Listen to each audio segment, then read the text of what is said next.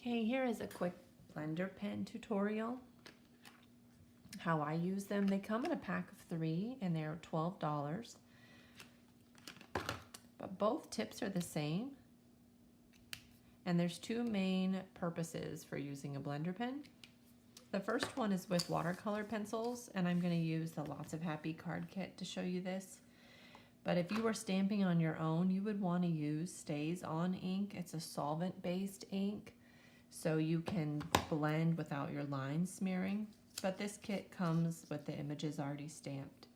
So what I'm going to do is pick some darker colors and lighter colors and color, adding some detail to the center of the flowers. And I'm going to push a little harder in the middle. And as I go out, I'm going to lighten the pressure a little bit and color a little lighter. And you're going to add the details darker. Then you'll use your blender pen. You want to make sure there's no colors already on it. And what I'm going to do is move it in circles. And what it does is it blends those watercolor pencils together. You can move it in circles or you could move it outwards. Here it's blending the color to the outside of the flower. After you're done blending, you can go back and add more color if you'd like. Just be careful your paper is not too wet and you can tear it with the watercolor pencil.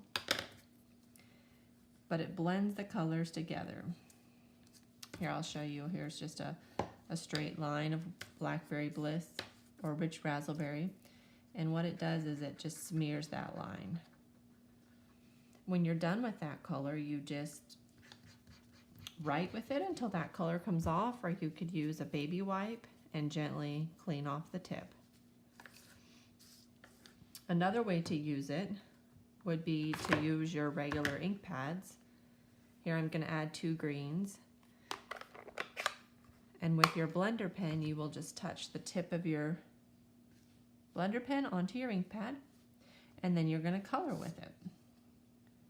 It picks up the color from any ink pad, and it becomes a marker with that color.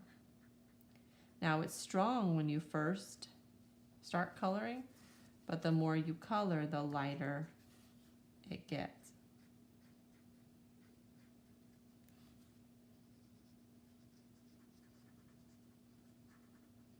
And again, when you want to switch colors, you can just write until the ink comes out of the tip, or gently swipe it on a baby wipe, or a wet paper towel would be fine too. Then you can switch colors. Now I'll use Old Olive. So the best thing about a blender pen is you don't need a marker in every color. You just need blender pens because you can turn them into any color marker you would want.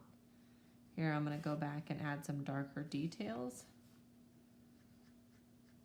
on the outside and the center of the leaf. So those are 2 main ways to use the blender pen. They are vital tools to creating with ink and watercolor pencils.